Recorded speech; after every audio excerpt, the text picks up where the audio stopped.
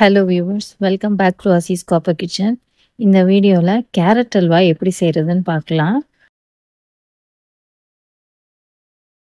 அதுக்கு ஒரு பேனில் 1 டேபிள் ஸ்பூன் போல் நெய் ஆட் பண்ணிக்கிறேன். நெய் உருகுனதோட உங்களுக்கு தேவையான நட்ஸை பொடி பொடியாக கட் பண்ணி இதை வறுத்து எடுத்துக்கலாம். நான் இதுக்கு பாதாமும் காஞ்ச திராட்சையும் ஆட் பண்ணியிருக்கேன். இதை நல்லா வறுத்து ஒரு பிளேட்டில் தனியாக எடுத்து வச்சுக்கலாம்.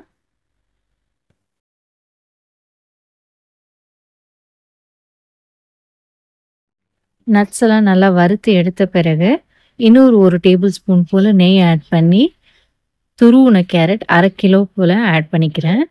இந்த நெய்யில் நல்லா கேரட் நல்லா வதங்கணும். நெய்யில் வதக்கும் போதே கால்வாசி அளவுக்கு கேரட் வதங்கிடணும். கலரும் மாறி வரும்.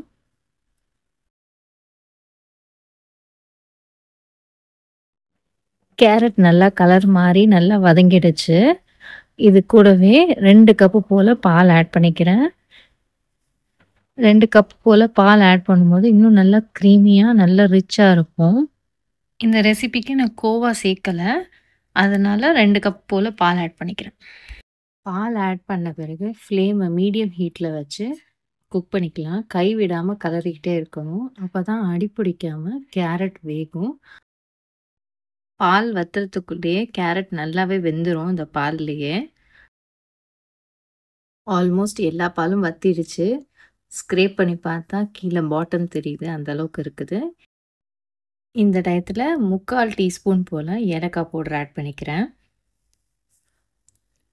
ஒரு கிளறிட்டு அது கூடவே 400 கிராம் போல் சுகர் ஆட் பண்ணிக்கிறேன்.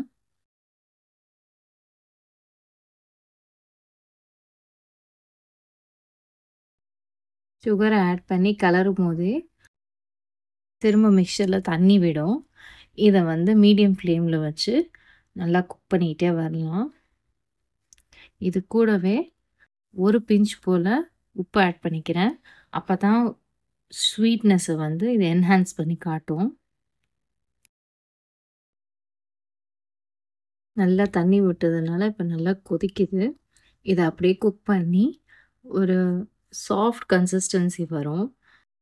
இது ரொம்ப திக்காக இல்லாமல் ஓரளவு கொஞ்சம் ரன்னியாக இருக்கும்போது இதை ஆஃப் பண்ணிட்டீங்க அப்படின்னா ஆற இது கெட்டியாகிடும். லாஸ்ட்டாக 1 டேபிள் ஸ்பூன் போல் நெய் ஆட் பண்ணி இதை ஸ்டவ் ஆஃப் பண்ணிடலாம். அதுக்கப்புறம் லாஸ்ட்டாக நம்ம பொரிச்சு வச்சுருந்த எல்லா நட்ஸையும் ஆட் பண்ணிடலாம். இதை ஆற இறுகிடும். கரெக்டாக இருக்கும் சாப்பிட்றதுக்கு. கஷ்டப்பட்டு கேரட் மட்டும் துருவிட்டிங்கன்னா இது ரொம்ப ஈஸியான ரெசிபி இது. இந்த ரெசிபியை நீங்களும் வீட்டில் ட்ரை பண்ணி பார்த்துட்டு உங்கள் கமெண்ட்ஸை கமெண்ட் பாக்ஸில் கொடுங்க.